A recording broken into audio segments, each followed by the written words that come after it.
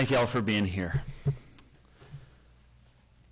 I just want to express my gratitude this afternoon. I want to express my gratitude for the FBI, for all of the law enforcement that were involved in this operation, for the hostage negotiators and that whole team, from negotiator Matt to who I was on the phone with, and who was that voice, that calm voice on the other end, on speakerphone the entire time, to everyone that was a part of this.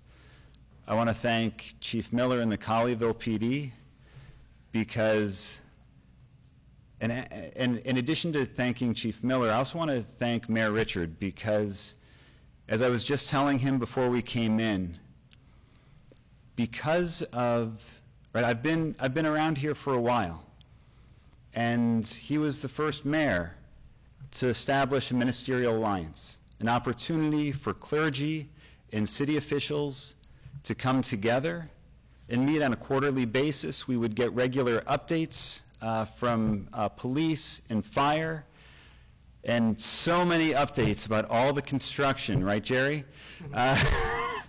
And because of that relationship, when Chief Miller came on as the new chief a few years ago, I had his cell phone. I knew him personally. I had a relationship.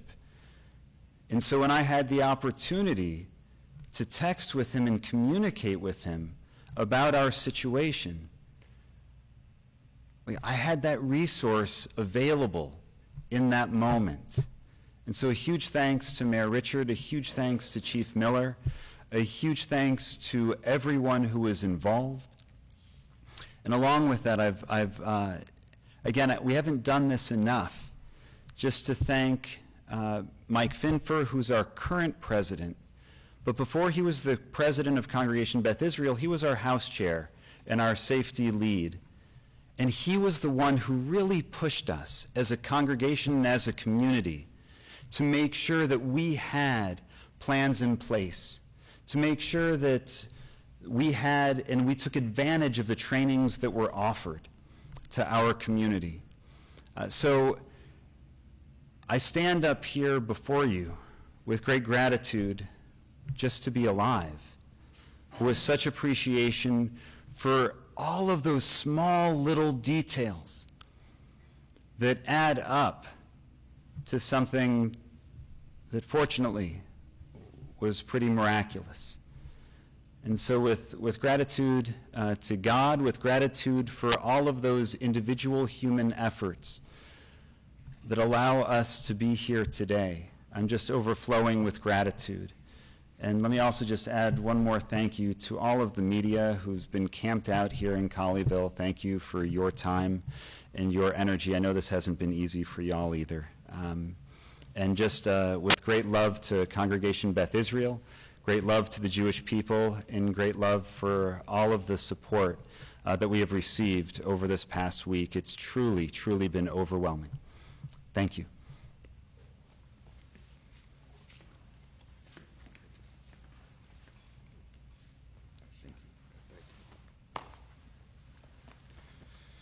Okay, we do have a few minutes for questions if there are any. Sir?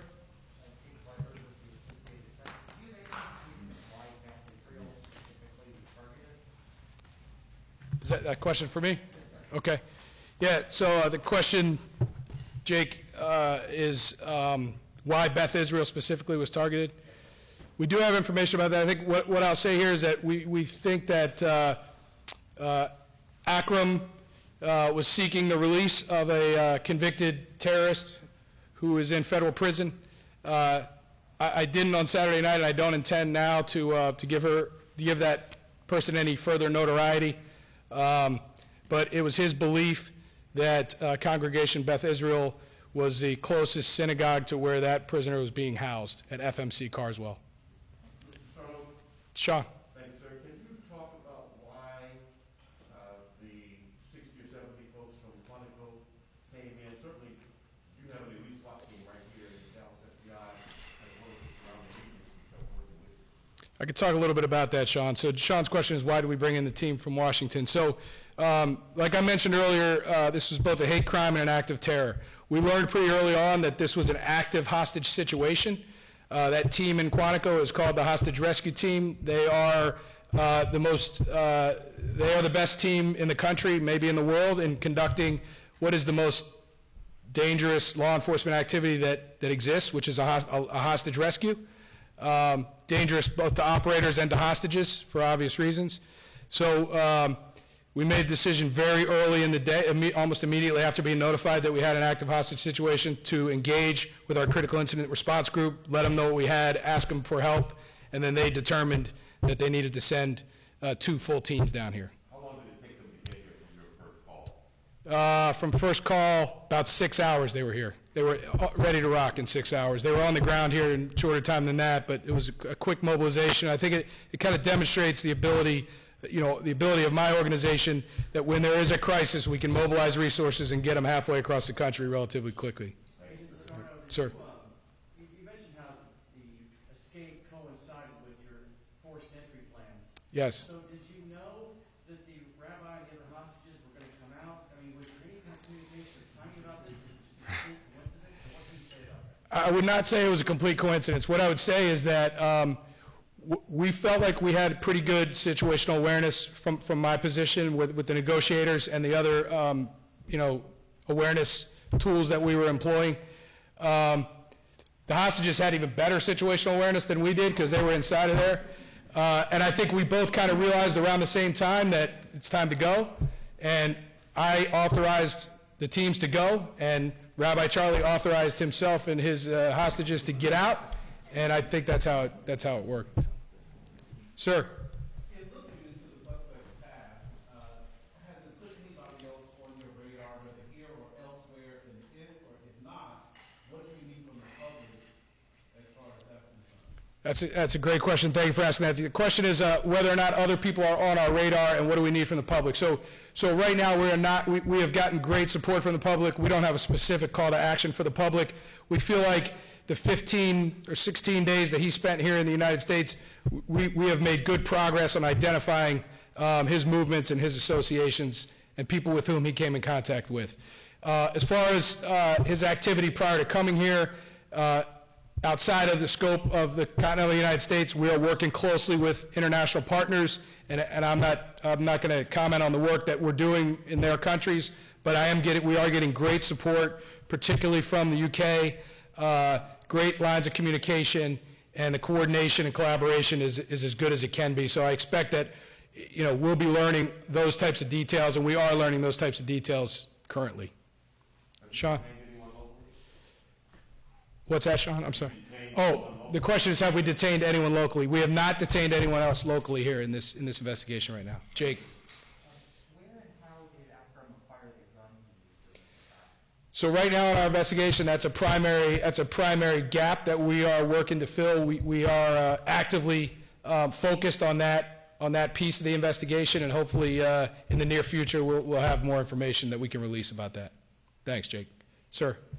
Have you identified the man who accompanied Akram into the Al-Colin shelter on January 1st, gave him a hug, patted him on the back?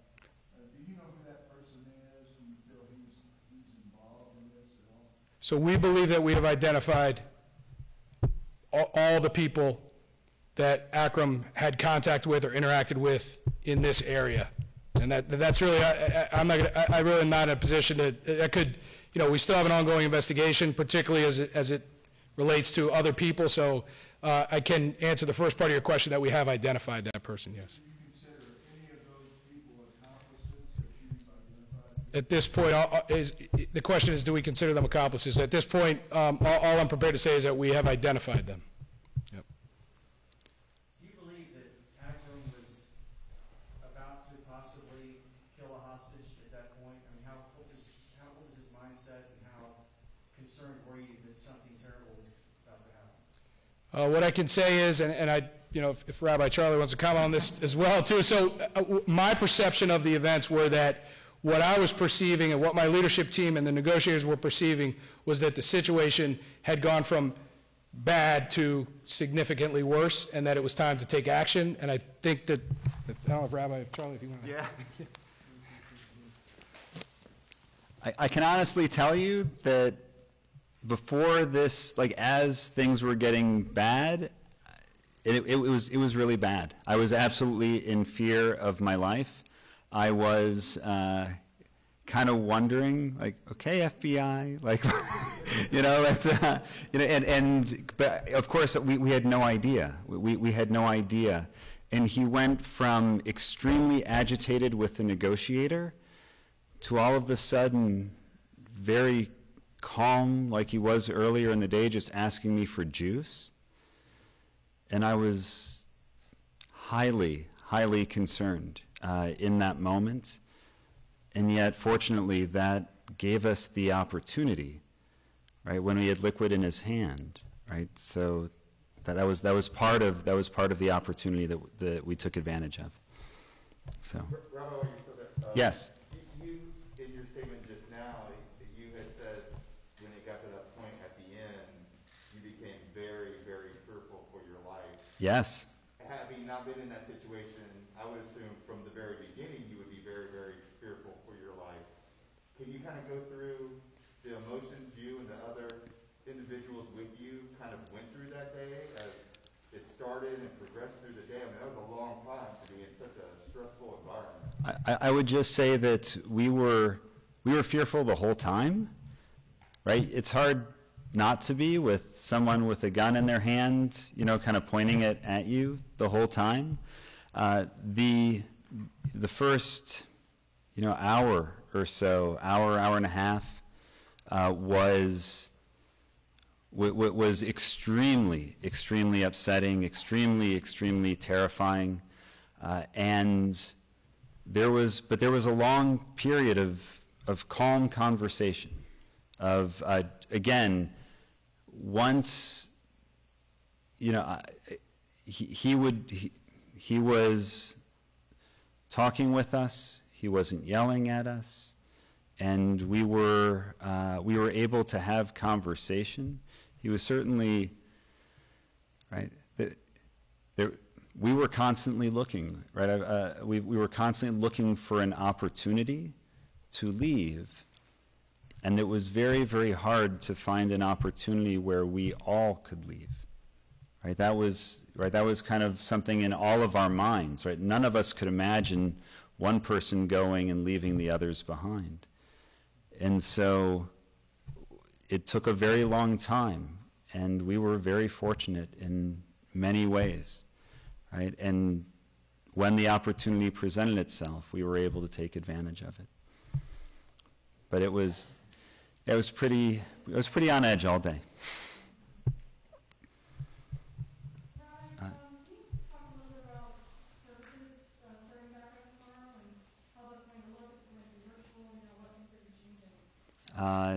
The public can participate in services through our Facebook Live program. And so and anyone that would want to come and pray with us, we invite that participation. But we will be having services tonight. We will be having services tomorrow morning, our traditional observance.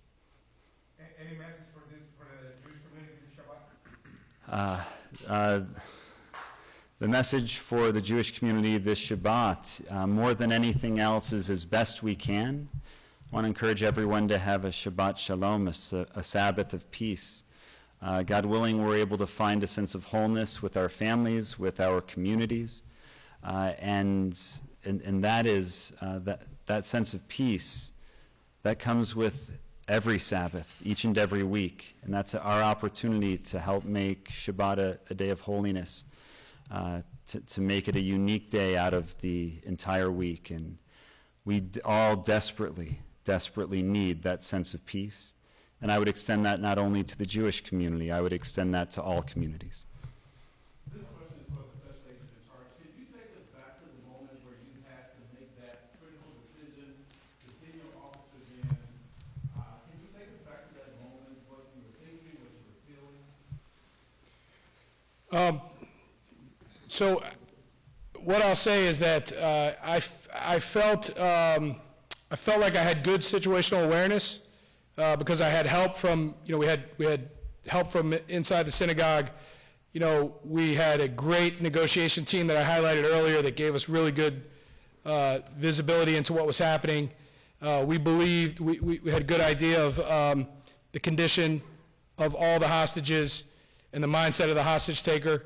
And so it gave me the confidence in the information that I had, combined with the confidence that I had in the abilities of the teams to do their job, that made a very difficult decision, one that I could make confidently. One more question. The footage that was inside of the synagogue, was that something you were able to see during that? Trying to figure out what was happening inside? All I'm prepared to say about that is that we felt like we had really good audio coverage of what was happening in there and decent video coverage of what was happening in there. Enough to give the decision makers, the negotiators, and others general situational awareness, but we did not have full visibility of what was happening. The key things we want to know are the condition of the hostages and the mindset of the hostage taker, and we were able to have that. Any more? One more. That he wrote to the synagogue. Can you elaborate on other modes of transportation that he used to get around, and could you elaborate on some of the other places he went in the metroplex? Really, all I can. The question was about elaborating on his modes of transportation and other places he went in the metroplex. So as we still continue to conduct this investigation and determine exact all those things, and we have pretty good fidelity on those things, but I'm not at this point prepared to talk specifically about identifying associates or contacts or those types of. It's just investigative details I can't discuss right now. We'll take one more question.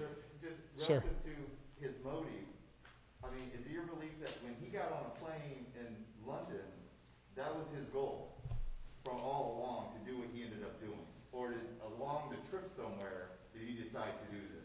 So, the statement that I made earlier about his motive is where we are right now, that we believe that he committed an act of terror based on an anti-Semitic worldview in order to secure the release of a convicted terrorist. That's what we believe. That's what we believe was his motive. From the beginning of his travel to here. That's what you said. What I'll say about his motive, yeah. All along that was his motive. What I believe, I don't know when that motive came about, if it was 7 years ago or 2 days before the attack, but that was the motive for conducting the attack. Is there a clear indication of his connection to the individual he wanted released? So the individual he wanted released is a convicted terrorist that foreign terrorist organizations in the past have tried to negotiate the release by exchanging American hostages for that person's release. So he is certainly aware, but I'm not aware of any personal connection to that person. Yeah. All right. Thank you, everybody.